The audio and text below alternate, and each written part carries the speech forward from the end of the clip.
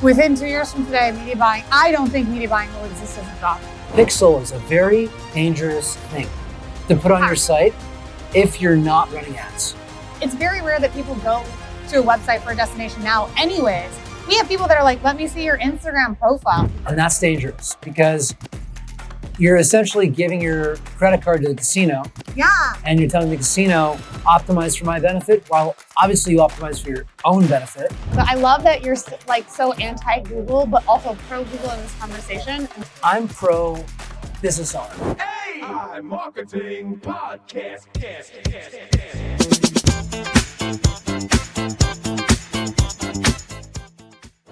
I got Lauren here from Mongoose Media. Yeah. How's it going? Oh, it's been great. Awesome. Lauren, so you and I were rapping a little bit before this, and you have a very clear vision for how you see the future of media buying and paid media, even though you're a paid media agency. Yeah. And I think that was really interesting. So tell us, like, how do you see the landscape shifting? What's your vision? My vision or my fear? Like 2 years ago, a good friend of mine, he's got 1,000 clients, a media agency as well. And we were like, this job will not exist in a few years. Like we assumed 5 years. I assume it'll be gone within 2 years. It's like we felt like we're the phone operators. 2 years from today? Within 2 years from today, media buying, I don't think media buying will exist as a job. Bold. But I think it's already, well, bold would say like less than 2 years. I think 2 years is fair in that sense. But regardless, for someone that's like, yeah, I'm a media buyer, I'm super good. I'm like, ugh. Like we have 8 media buyers on my team. 2 of them have been instructed that if they cannot expand their current roles capabilities, they don't have a role with us in 6 months. Because so many of the decisions have been removed. So the vision of what a media buyer's role looks like is no longer which buttons to push, which audiences to map out, all the technical stuff that goes into it. Again, that phone operator, connecting line here to here, or whatever that is. If you're not watching this and you're listening to it, you're missing my like awkward move. Yeah, she's moving her hands. Yeah. She's almost Italian-like, connecting the wires. Exactly. The phones. The wires, connecting the wires and phones. So that it's just you have to put data flow back into the highest priority of any media buyer's role. Okay. So my vision is that you have to be able to have the technical knowledge, which is aware of Google AI Max or Andromeda's updates. Like you have to be obsessed with what the networks are doing. So the technical knowledge, you have to master data flow. Because if you don't provide data back into the algorithms, they're never going to be optimizing to the most efficient dollar spend. And then you need to have strategic value that you're providing, which is the offer that you are presenting to your potential customers something that's an absolute heck yes or an obvious no. So you need to make sure that there's a sexy offer for an obvious audience. And a lot more of that strategy, I think, is the way a media buyer's role is going to become a media amplifier. Like you don't have to choose anymore in the buying place. And it's already been that way for a few years on other ad networks. Mm-hmm. I just think Google and Meta and TikTok are catching up. Okay. So your vision is that AI is going to take a lot of the, whether it's Andromeda or it's Shopify or whichever SaaS platform, will automate a lot of the things that media buyers are doing, like building creative, establishing the targeting of the campaign. Yes. And we're basically going to relinquish that control to the network. Yes. The network is going to do it for us, or the software platform is going to build it for us. Yeah. And then what we're doing is we're essentially data curators. We're basically building the brand story, telling its narrative online, and maybe helping position the correct funnel, the correct offer to maximally align with that traffic, with those eyeballs. Or offer architects. I like how you'd said, like I told you earlier about so much of the source of truth is going to be like the websites and stuff. And so the small business owner who delegates media buying to an agency like ours or something to someone you hire in Upwork, they're spending their time. Is this agency doing well? I don't know what my earnings per click is. I don't know what my last click attribution is. I don't know if we're targeting the right audiences. You can see more and more. I'm going to use Facebook as the example because that's my personal area of like my background. Yeah. But like they've removed the power of your audience targeting. Essentially everything is one massive retargeting on Meta to begin with. They may not have seen Search Atlas, but they have seen your competitors. And as soon as they've interacted with your known competitors, now all your ads are being retargeted to the group of people that are interested in what you have to say. And vice versa as well. Exactly. My audience is being targeted by my competitors. Yeah. That pixel is a very dangerous thing to put on your site if you're not running ads. Oh, yeah. Well, I mean, I think it's important, even if you're not running ads yet, because you need to seed your specific data set. So there's all these different sources of which you can build an understanding of who your profile is. But when it's not your pixel to own, Meta can take the learnings and apply it to someone who's going to pay more for it. So when you say it's dangerous to put on your site, I think it's dangerous not to have it on your site if you intend to ever run ads. Because it takes, the more data you can provide it, the better it'll be. But the reality is going back to like my vision is that data flow. The person who's going to win, the agency that's going to win, is going to prioritize data flow back into the algorithms, because otherwise they're going to be optimizing for the wrong thing. We have accounts that are spending hundreds of thousands of dollars a day sometimes. And if you're optimizing for, we'll just use a lead, selfish because that was my talk. If you're optimizing for a lead, which is really just a subscriber, and you're telling Meta all leads are created equal. I get a lead or I don't get a lead. It's binary, 1 or 0. If you don't have data flow back into it that shows pipeline progression, there's no weighted hierarchy on who is a higher quality lead. They're just all equal, and we know that's horseshit. For sure.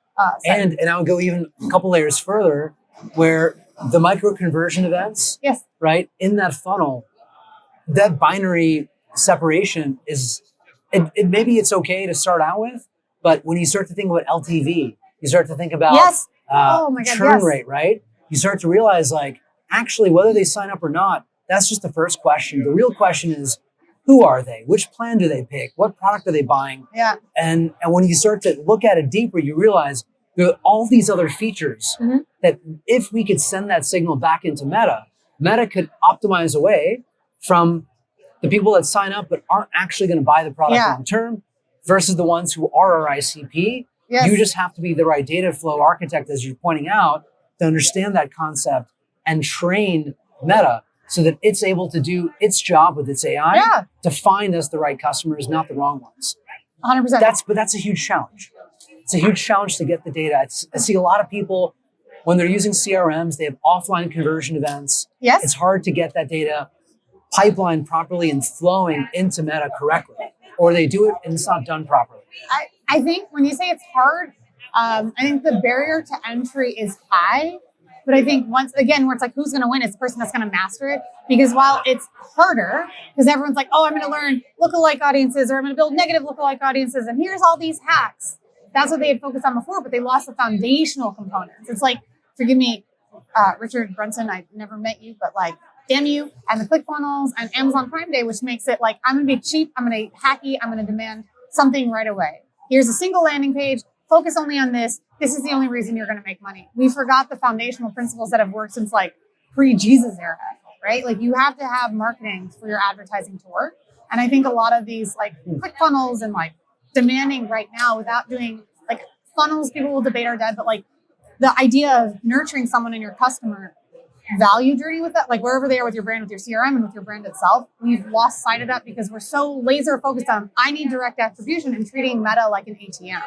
So where I think it's part of the barrier to entry of the data flow, it's a non-negotiable now.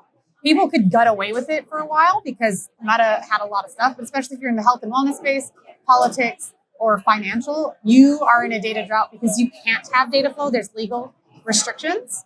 But when you talk about pipeline progression, those micro conversions, there are actually a lot of tools.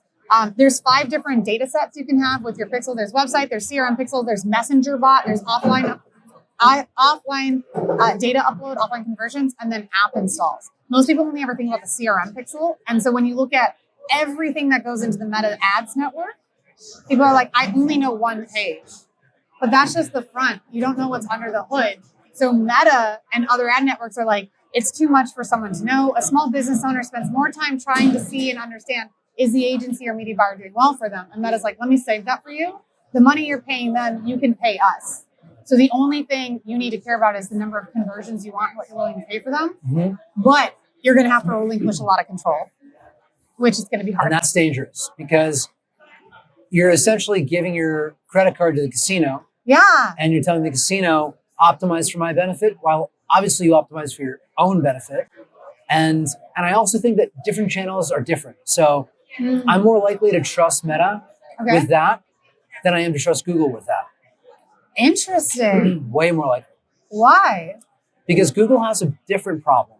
Okay. Google's problem is that 80% of the search inventory is remnant. Okay. Yep. And there's no clicks. And so what Google's always trying to do is to sell the clicks that no one wants to bid on, that remnant inventory. And so what happens is they end up, and this is what they're telling people right now. What they're saying is, if you want to be in the AI overview, just change your match type from exact to broad and enable Google's AI max mode. And basically just don't worry about keywords. Don't worry about it. Close your eyes, give me your credit card, and I will give you back, good return on ad spend for whatever you're willing to pay. But they're optimizing for their own best interest, right? Search on Google is kind of like in this peaked area where they're trying to grow every year. And so because search is only growing about 4% on Google, their annual year-over-year revenue growth is about 12, 14%. Yeah. The way that they get there is with CPM inflation and by trying to sell more of that remnant inventory. Yeah. And so personally, I would not trust them and I will not trust them. Our mentality is we actually want to create, using AI, more granular level control over our keyword targeting and not let them pick the keywords for us, because we don't want their remnant inventory and we want to bid less per click for the longer tail keywords than what they would do intrinsically. Because when you look at that, if you ever look at like a keyword in Google and you look at I call it the PPC elbow. Elbow is basically, if I'm in position 1, what's my CPC? If I'm in position 2, position 3, position 4, position 5. Well, now you're in the pit. And there's kind of like an elbow where, excuse me, where if I bid 10% more, I'm not going to get 10% more clicks. No. Right? The I might get 1% or 2% more clicks. Right. It's not worth it to bid more.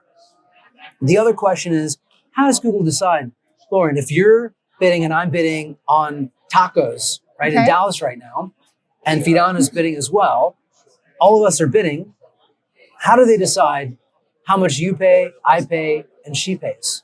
Okay, so the discriminatory pricing in that inventory is what you find problematic. And then, of course, the remnant pieces of it where you're going for the non-ideal traffic when you're like, cut the fluff, cut the garbage. You don't trust Google in that control. Yes, correct. Fair, 100%. And I don't disagree with you. What I would invite in the next 2 years of consideration is Google's going to have to remove and overcome that. And I think the only way they're going to do this with a guarantee. Because where I go back to the Shopify campaigns, they have a guarantee. They're in their own network. Google search has it with like local service apps, kind of that guarantee. You pay for the conversion. Yes. They have to adopt that across their entire network of things. And so that's going to take a lot more time. And like ShopPay, they installed it like 2 years ago and then made it widely available with the Winter 25 update. With the guarantee, if you're not running ShopPay ads and you have a Shopify store in e-commerce, it's just dumb not to, because you only pay on the conversion and you can see directly, like, you make 3 questions: how much you're willing to pay for a target cost per acquisition, who your audience is, cold or warm, and then what your budget would be. And they give you recommendations on, like, there's no consideration for anything on the ads. It's all in their inventory. They pull everything from your website. And you have a guarantee you will not pay. So any impressions you get that did not lead to a conversion are not counted. So you get free marketing in that capacity. So Google has to overcome that, because otherwise they're going to be selling you inventory that's not converting. But the only caveat I would say is, let's go back to where you say it's hard to have that data flow, because if you're not sending micro conversion signals back to Google to show that these keywords that are astronomically more expensive without the incremental conversion, as you've said, if you're going for 10% more and you see a 1% attributable increase to your bottom line, if you're not having flow of data back into that says this short term versus this hyper specific granular long term, is which one's giving you more conversion value? If you don't have a dollar price, like a $15,000 product versus $500 product, you have to show other micro conversion events, whether it's page duration, page depth, some sort of like that. You have to factor that into your media buying skills, or for sure. And it's hard to set like a global CAC, right? Yeah. Because especially if you have a lot of SKUs, you can't really set a global CAC. It's a SKU by SKU, keyword cluster by keyword cluster CAC, right? Yeah. On Meta, we can kind of run campaigns this way and say, like, for this campaign, this is what I'm willing to pay for a CAC, given my product, given Sure. what my margins are, right? I think it's going to be interesting to see how it all shakes out. Yeah. My view, though, I think, okay, let me ask you a question. Okay. With Andromeda, with ShopPay, right? Okay. If you don't have a media buyer and the campaign's not performing, who do you blame? The ad networks. Of course, because it's not your fault. Never. You're the business owner. You never have a shitty offer or a bad product or service. Or a bad landing or zero page. reviews. Or bad, you said or image? bad follow through. Oh my gosh. Don't get me started on that. Yeah. Yeah, it's always someone else's fault. But if you don't have a media buyer, you're going to blame the network that you're giving all your money to because you're going to say that they're thieving from you, even though you're not providing them the right information or you're not setting yourself up for success. Who would you have blamed? Do you think that there's a possibility that the role of the media buyer is more of a creative strategist that looks at the competitive landscape, looks at the business, looks at the offer, and helps concoct a differentiated ad unit, a differentiated landing page experience, a differentiated positioning? Okay. Right? When I look at e-com, one thing I think the e-com community got right is this idea that people they didn't wake up today and say, I'm ready to buy this product. Okay. Who woke up today and said, I'm ready to buy SEO software? Right? I wish more people. But what people did wake up today and say, I have a problem, right? Okay. I have psoriasis. I have a broken toe, or I need more traffic to my website from search. Okay. That's a problem that resonates. So if I can lead them from my landing page on a journey from the problem awareness state to the solution awareness state, and then my product positioning there, but it's a journey where I'm leading them through. The journey, not the funnel, the journey. Just being hyper specific on that, because wherever they wake up or whatever they're considering, they may wake up mid funnel, as some people say, but have to go back and learn and vet your product against your competitors. But keep going. So where they are in the journey. So maybe the role of the media buyer is to kind of be that Sherpa. Yes. Right? To take the traffic and help them be on that journey with the brand from problem to solution. Yeah. And what we're trying to do is essentially kind of CRO, right? Bring them to the buy. 100%. I think I agree with you 1,500%, because if you are not playing that Sherpa, and just being like, hey, here's the equipment, and you don't know when to camp, or you're going to be stranded on the Himalayas. Like, you won't make it up. So I think the media buyer role, if it doesn't include strategy, if it's not focused on how is this fitting within the marketplace in general, you're fucked. So that's where we have two media buyers, where it's like they're used to someone else is going to give me the copy, someone else is going to give me the design. I'm going to wait on all these other things. All I am doing is making button pushes and decisions. And I require so many additional resources from the small business owner. That's not sustainable. Agreed. And so that's where I believe the networks are going. But I think what's really interesting about what you're talking about, like with the journey and all the content pieces, I think with Andromeda specifically, the way that they're pulling assets from your Instagram profile, the way they're pulling assets from your Facebook profile, the way they're now like bringing in topical discussions that are happening in WhatsApp and in Messenger and Instagram DMs, they're going to start providing people content that's relevant and personalized to where they are in their journey with you on your behalf. So you don't have to guess if someone's ready for a recipe. You don't have to guess if someone needs a keto calculator. Here's a supplement guide, because I know everything else that they're doing in my ecosystem of Meta, this is right for them right now. Makes sense. Let's cut and roll, guys.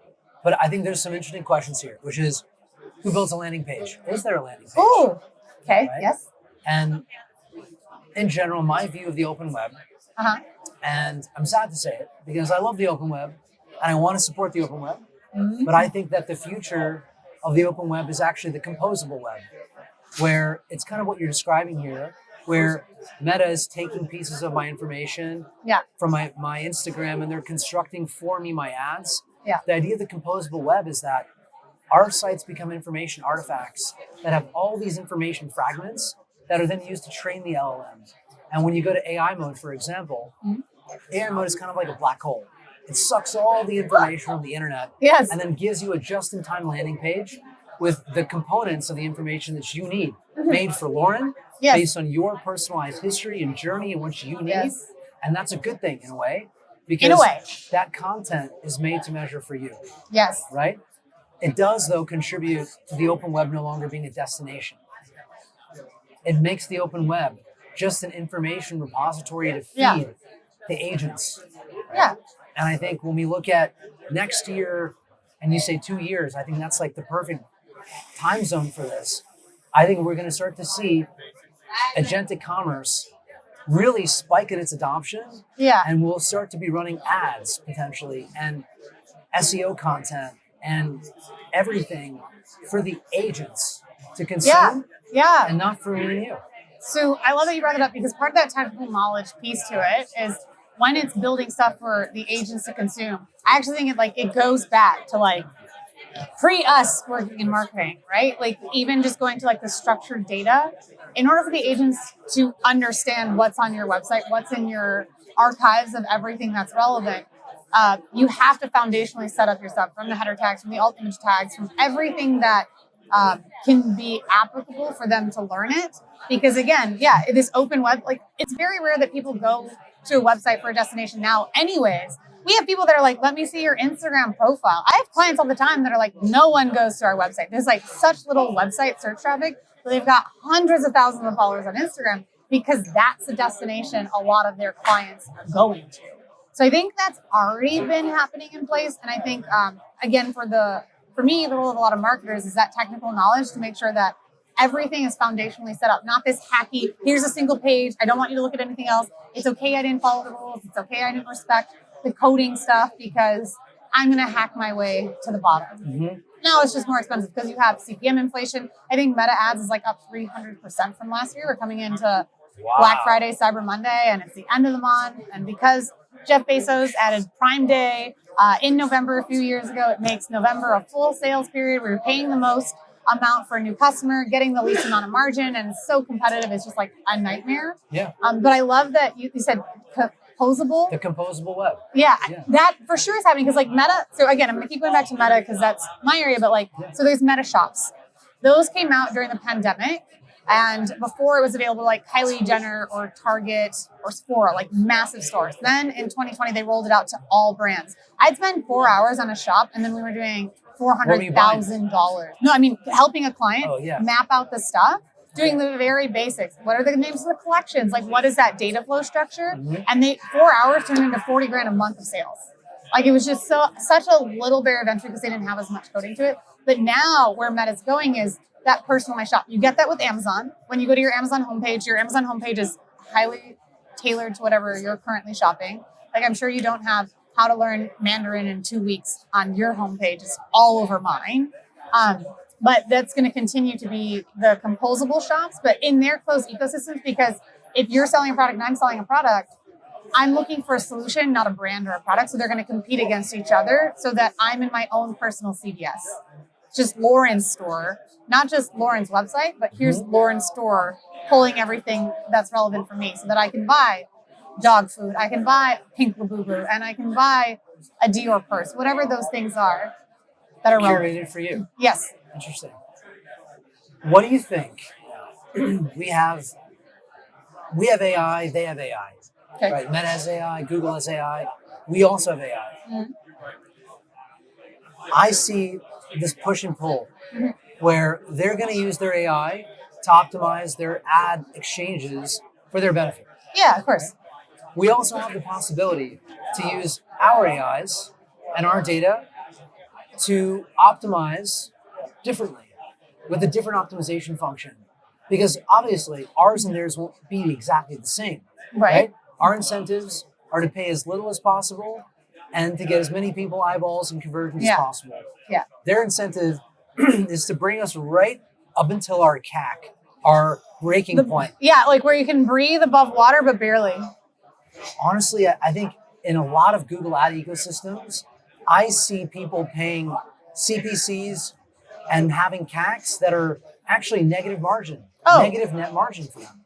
Oh, for sure. Because you've a loss leader on the initial line because they're trying to acquire for a high ticket product. Like lawyers and education, we have a lot of clients in the high education space. Like nursing programs are some of the most expensive CPCs you'll find.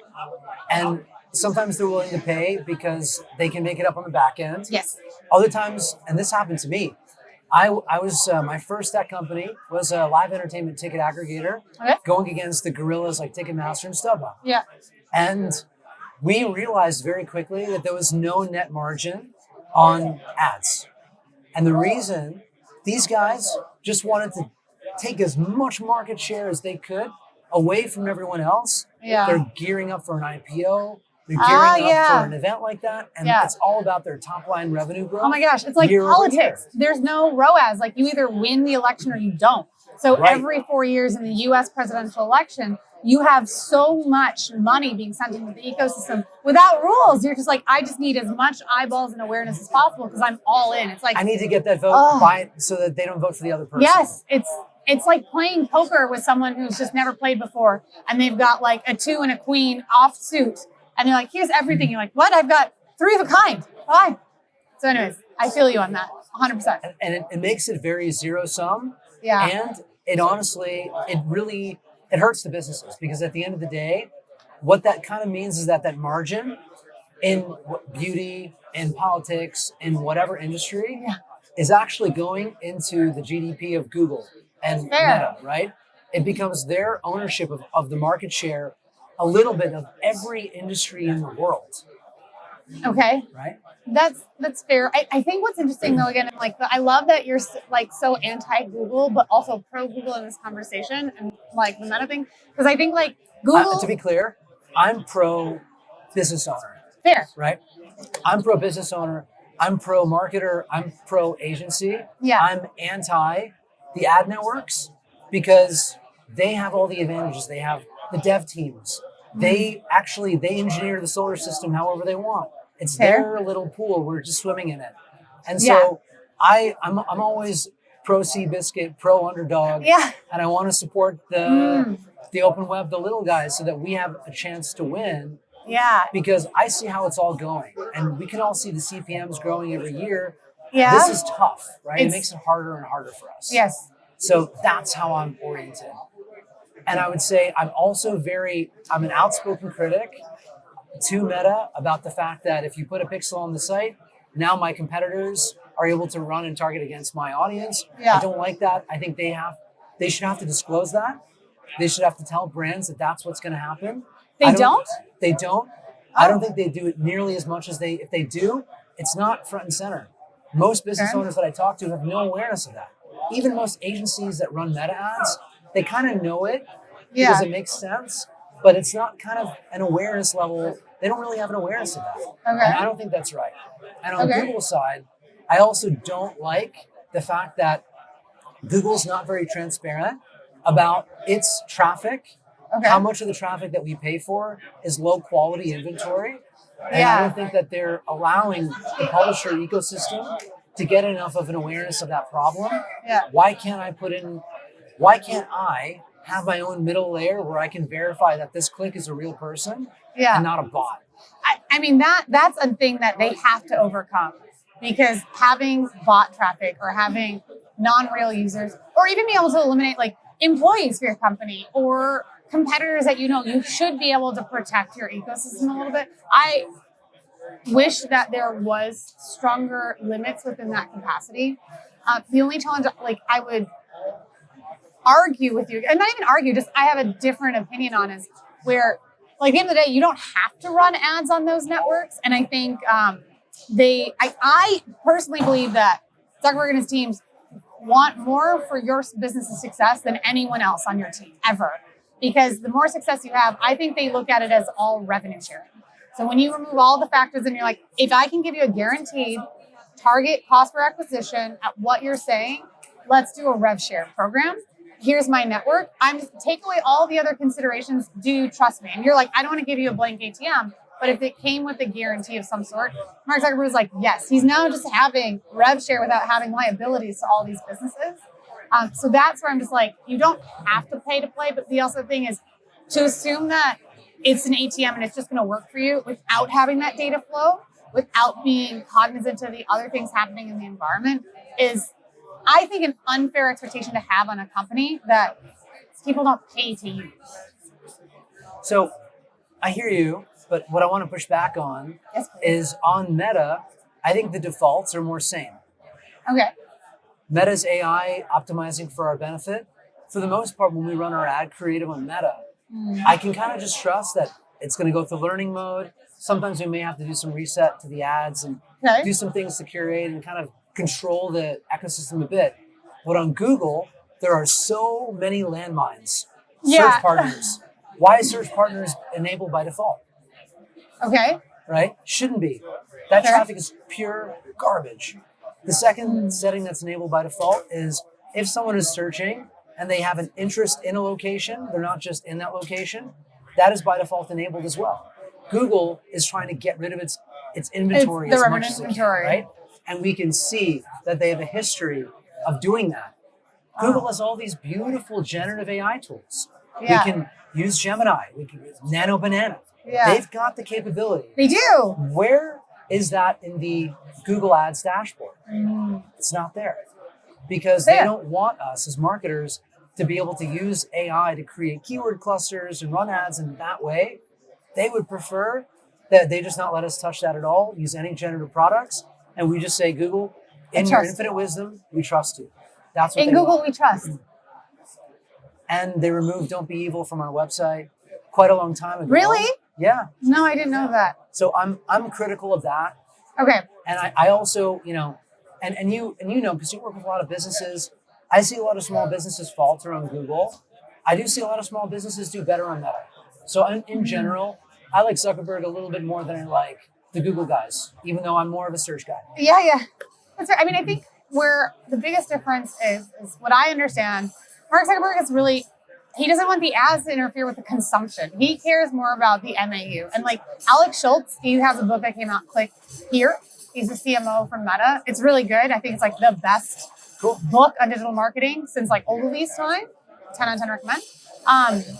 And I think like the component of where they focus so much on keeping people on platform, that the ads don't interrupt the experience, that they are increasing the cost because they don't want the competition to take away from the user to leave the organic experience. I think that he's focused on that so well for the user to keep enjoying the free tool, which is why I'm a little bit more pro that. And I go with Google where like these YouTube ads, like, oh my gosh, they were 1, then they were 2. Now they're like 2 or 3 minutes long sometimes. I'm like, cool, YouTube has become TV. Yeah. But in that capacity, like there isn't enough transparency. There is a proclivity to have the ads grow the bottom line, where I think the ads are to support more consumption, is at least the way that I look at it from the Meta side. I like that. And honestly, it's better when we disagree. Yeah. It's a little bit more interesting because I really value your opinion, and you're in the space, you're working with a lot of big brands, and only you can see, what's happening in those campaigns. And so you have a unique perspective into that world. And everyone here has kind of their own bits and pieces of that narrative. What I can say about YouTube that I don't like about YouTube, and I mean, we use and we play in all the ecosystems.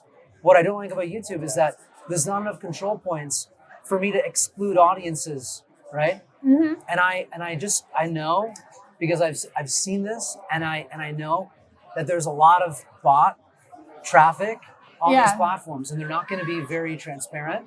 Yeah. Nice thing about Meta is that Meta, there's a profile of a human that has clicked and consumed different things, and on the basis of that consumption, ads are shown so that they can have the highest possible CPM in their inventory because their ads are hitting you at the right time when you're ready to buy that product and service. Yeah. For Google, some of that is still true, but it's not as true because Google doesn't have a social profile for you in quite the same way that Meta does. I think Google has more on you though, because I spend more on my Gmail inbox than I do on Instagram. Now there's more personal stuff on my Instagram interactions. I think Google has a bigger understanding of who I am without me saying, hey, here's who I am to the world. And where I think what's interesting is Meta has, here's who I am to the world, and then here's who I am in DMs and comments. Because I think a lot of people post on social of what they want the world to think about themselves. And then what they actually think about themselves or who they actually are is in their comments or is in their DMs or is in a different part of them, where I think Google just has a more complete picture because there's no facade or presenting to the world. Interesting perspective. Yeah. Lauren, you have an awesome insight into this. This is going to have to be the first of another chapter. We'll do Deals. this again. And thank you so much for being on the Yeah. pod. This was super cool. And thanks for sharing your perspective with us. Oh my gosh, thanks for arguing with me. I'm like, oh, Always. this is so fun. I'll argue with you all day.